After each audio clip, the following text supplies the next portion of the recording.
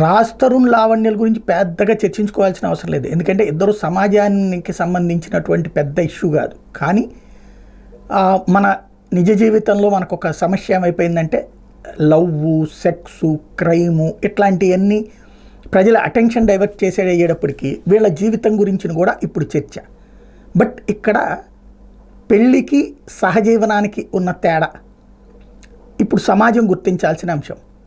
సహజీవనం అన్నటువంటి సెక్యూరిటీ కాదు. సహజీవనం అంటే నీకు ఇష్టమైనంత వరకు నాతో కాపురం చేయి, నాకు ఇష్టమైనంత వరకు నేను నీతో కాపురం చేస్తా, ఇదే. ఎక్కడ దెర్ ఈజ్ నో బాండింగ్, ఎవరికి సెక్యూరిటీ లేదు.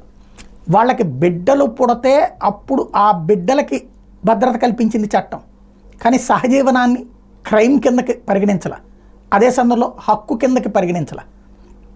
కాబట్టి ఈ విషయంలో ఆడపిల్లకి రక్షణ ఎంతవరకు ఉంటుంది? ఇప్పుడు రోడ్డు ఎక్కింది అమ్మాయి, ఇక అమ్మాయిని ఎవరు పెళ్లి చేసుకుంటారు ఫ్యూచర్లో?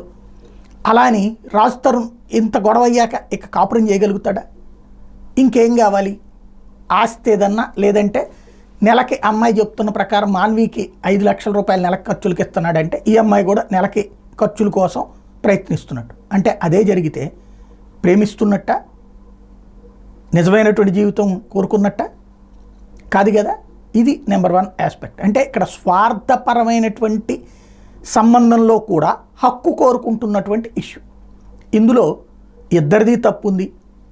పెళ్లి చేసుకోకుండా సహజీవనం అన్నటువంటి దాన్ని రాజ్ తరుణ్, అట్లాగే ఆ విధమైన జీవితాన్ని ఇష్టపడ్డటువంటి లావణ్య ఇద్దరిది తప్పు అయితే, తమ బిడ్డ చక్కగా సినిమా యాక్టర్ అయ్యాడు, హీరో అయ్యాడు, అతనికి ఒక మంచి పెళ్లి చేద్దాం అన్నటువంటి కాన్సెప్ట్ వదిలేసి సహజీవనం చేస్తూ ఉంటే చూస్తూ కూర్చున్నటువంటి ఆ తల్లిదండ్రులది తప్పు.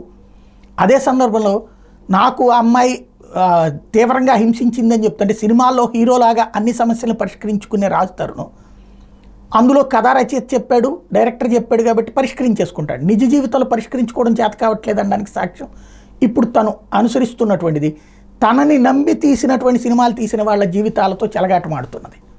ఈ వివాదం కారణంగా ఈ సినిమాలు తీసినటువంటి వాళ్ళు ఇప్పుడు ఒక సినిమా దెబ్బకొట్టేసింది, మిగతా సినిమాలకి తిప్పలబడుతున్నారు.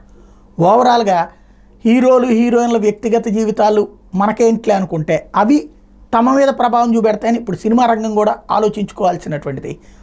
వ్యక్తి క్రమశిక్షణతో ఉన్నంత వరకు ప్రాబ్లం లేదు, ధర్మబద్ధమైన జీవితం ఉన్నంత వరకు ప్రాబ్లం లేదు. అలా కాకుండా అది దారి తప్పినప్పుడే ఇలాంటి సమస్యలు, ఎన్ని సమస్యలు వస్తాయి అనడానికి సాక్ష్యం ఇది.